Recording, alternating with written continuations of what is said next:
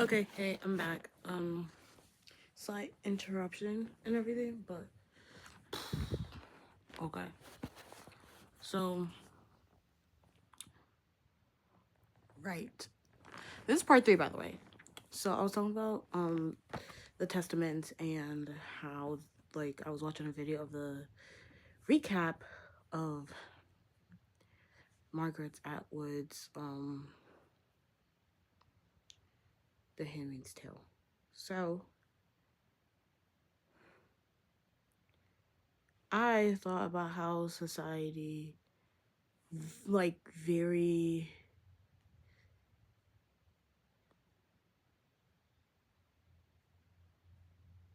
society is like so in tune with this portrayal, like it's not even funny. And then I talked about how like children reflection of this, and I give an example of myself as a kid when I really wanted to go out and I just could not. I still can't go anywhere, and I was like, okay, so I technically snuck off in the middle of the night. It was just to throw out the trash, but then I need to get something, and so I ended up spending 5 minutes on a supposedly 1 minute trip. And I kept saying like, oh yeah, the trash fell on my arm or something. And really, I just literally need fresh air. It's right out there. My window is there. Outside is right there. What's the difference? Control. Going back to the first video, that leash, no matter how nice the dog is, once that leash is off, it's like there's going to be automatic step backs. So it's kind of that illusion of safety because of it. Because if you can control their mind, you're good, right? Wrong. That's not how that works at all. So, anywho, I recollected those pages like in my diary, and there was a part where I was like, oh yeah, this hurts so much to say. I'm not even sure how I'm not crying. That's also why I'm speaking like a lower tone. But I was basically like, oh yeah, I can be independent, but don't step outside that line. Do whatever you want. Be free, girl. But be quiet. It's given that one America for wait, let me see.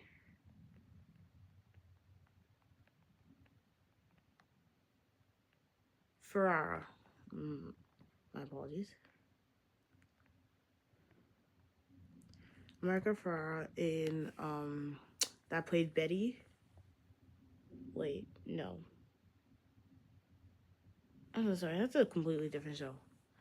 America Ferrera in Barbie. She played the mom. Let's ignore Google for a second. And she's like, it's so contradicting. It's such a double standard. And it's so exhausting and annoying.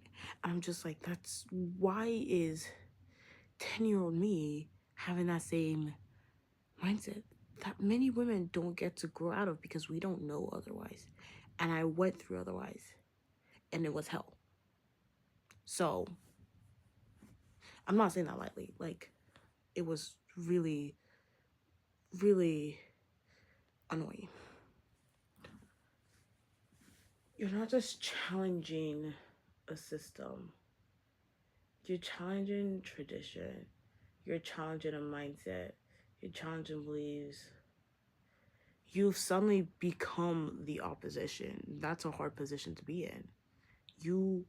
To actively choose to stand at the opposite side of extremists, it's like a seesaw. Everyone is over here. That's how things have always been. You sway away a little, they're not gonna care much. Like, yeah, come back to the group, but the minute you cross that line, but it's still a box, you're just in a different section, a certain section of it. That's how that has always been advised. The minute you step out of it, it's not like, oh, what's she doing? Who told you to go there? Why? Like, don't you dare. Don't even think of it. Like when people are like, I can't even fathom it right now. Like that's not even, like that's basically impossible, right? Well, it's not because the person's there. The only way to balance it out or bring it down completely is by moving to the extreme side. Now, I'm not being like completely opposite tradition. That's not what I'm saying. I'm saying completely opposing abuse, completely opposing the restrictions that have been placed on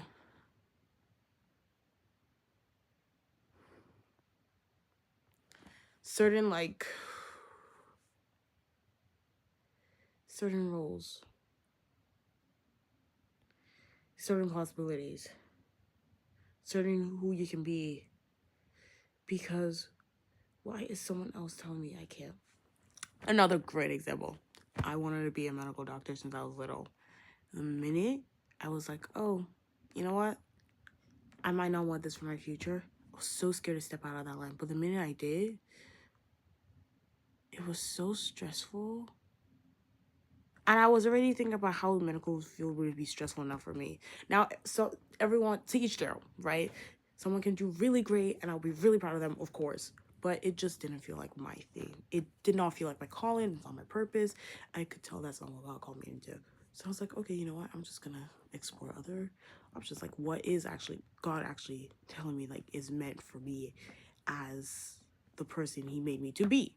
I'm just like, okay, as this certain individual, what is best for me that God has laid out? I'm like, okay.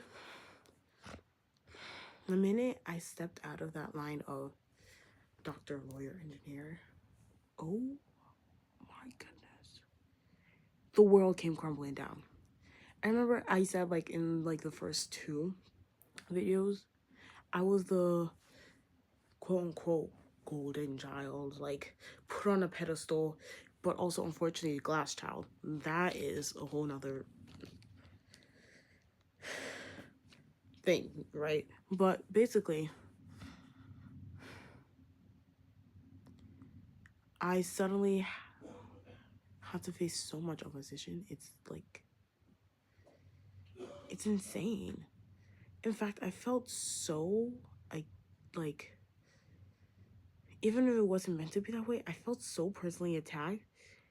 In that moment, if I wasn't so sure this is what I wanted to do, like, if I hadn't decided within me, I'm a very, like, willful person.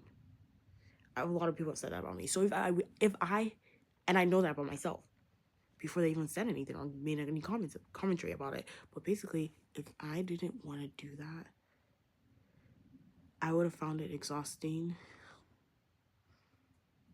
to actually step out of that box. Like so much more exhausting to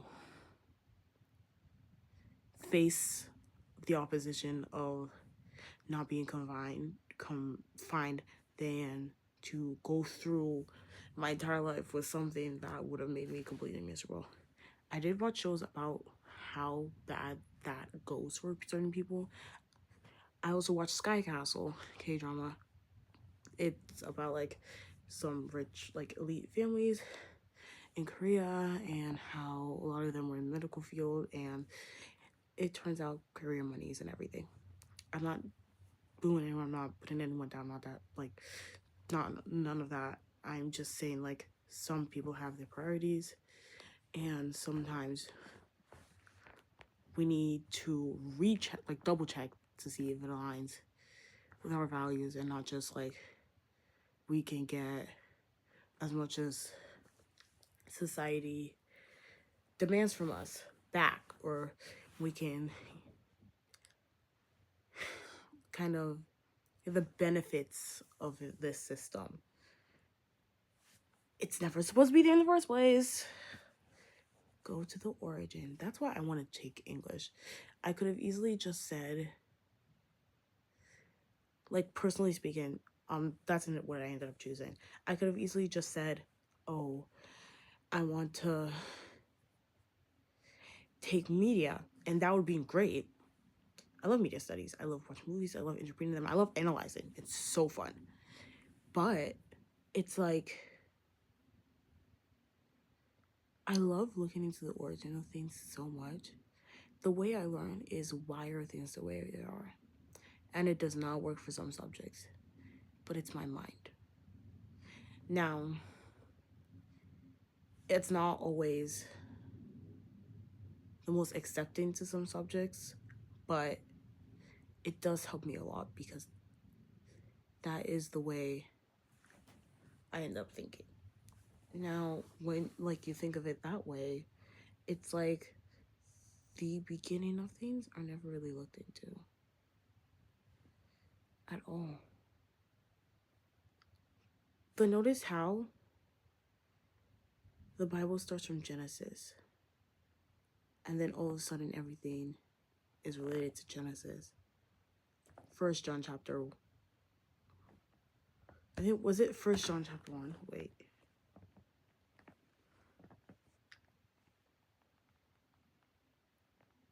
Yep. It is John 1 verse 1, not First John. John 1 verse 1. We know it's the Word, and the Word was with God, and the Word was God. The beginning, the beginning, the beginning. Notice how an entire book of life would feel empty without the beginning chapter. Not even chapters, beginning chapter. In the beginning, God made the heaven and the earth. That's where we start. That's how this whole thing started. That's the creation of our universe. Without that simple knowledge, that statement, that fact recorded down in the Bible, it feels like everything goes to waste, because now you're like, why are things the way they are? Now we don't know the power and authority of the word. Now there isn't even any statement of the word. Now John 1 verse 1 has suddenly ceased to existence, because that was a reference to the beginning. Now the arrival of Jesus Christ and the prophecies that led up to it don't make sense. All of a sudden, nothing is tied together. And that is the society we live in. Nothing.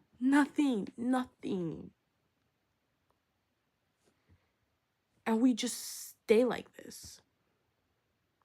How long are we going to stay like this? I'm so tired. Everything feels so fake right now. People frame happiness for the benefit of it, for the fun of it. When I say benefit, I mean apparently you get more from it.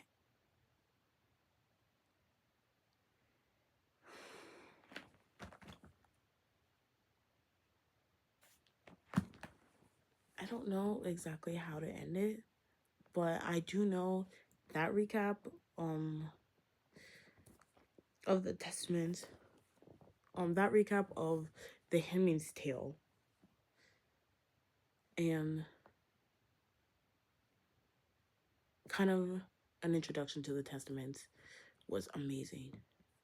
And I have a lot more to say about it, but I'm definitely gonna leave that to Miss Atwood and her book and the series. And I hope you have a blessed day. This is very new to me.